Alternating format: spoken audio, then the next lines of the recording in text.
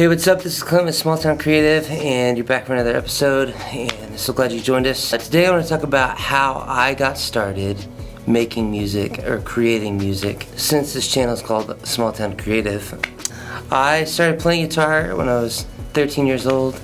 I remember that's when I kind of joined our church's worship band. When I got into high school, I got interested in writing music, and I still have a CD somewhere of awful songs that I wrote that I actually paid to have someone help me record. Terrible. So, funny story, I remember I gave a copy of that to David Crowder. And Crowder, if you're watching, which I'm sure you're not, I am so sorry. It was horrible. I know.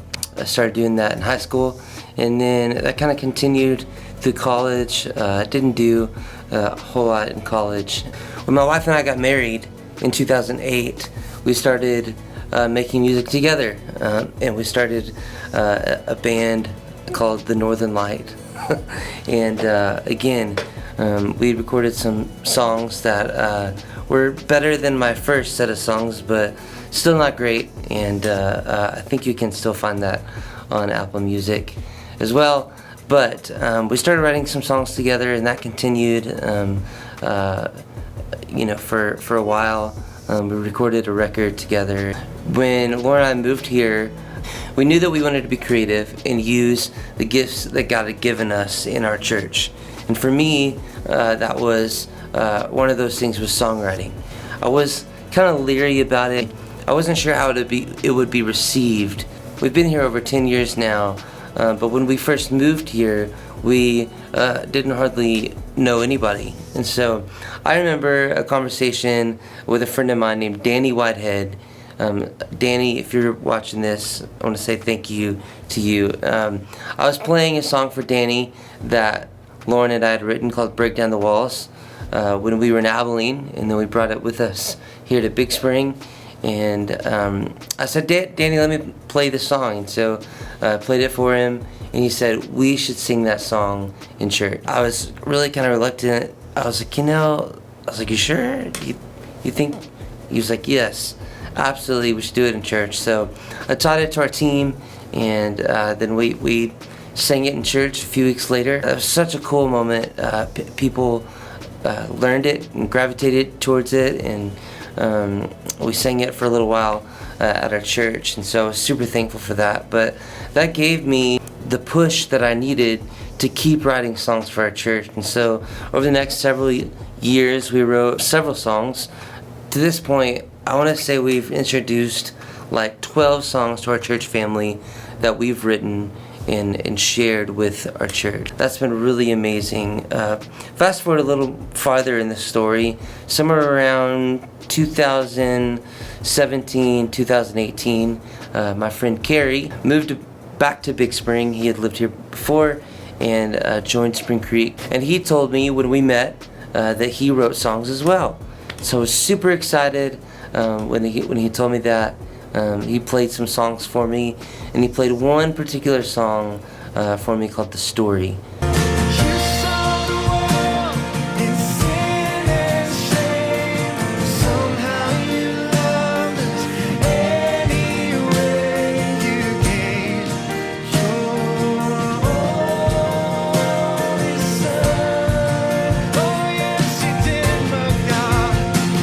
When I heard The Story, I knew that was another song that we had to record. And so we started planning in 2018 to record a live album.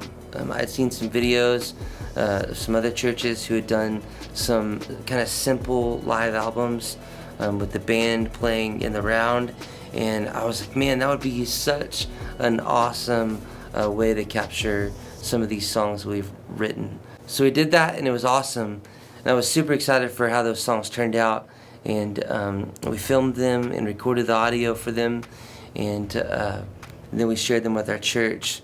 What was cool is at the time, we had some friends, and my son's pastor, my pastor's son, who went to school for audio production. came and recorded the audio, and a guy that he worked with, his friend named Dallas Holston, came and recorded the video.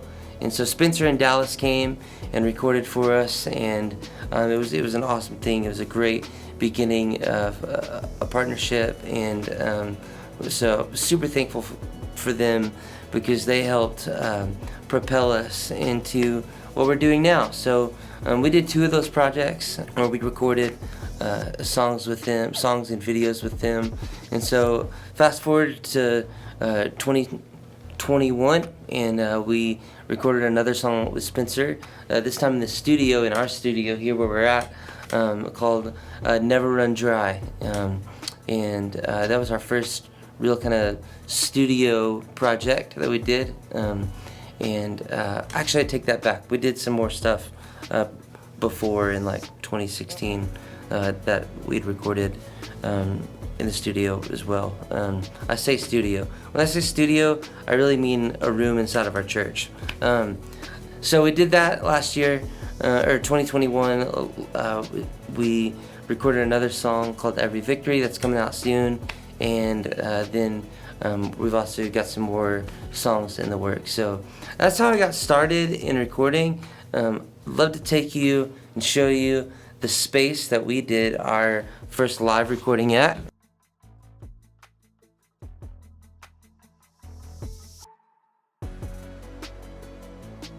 Took out all these chairs and we set up right around here, and we filmed our first live recording, and it was awesome.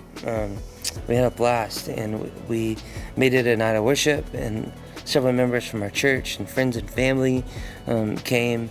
It was a great night, and I would love to do another one like that, but we don't have one planned like that just yet. So our second live recording we did in this space on our platform, right in this area,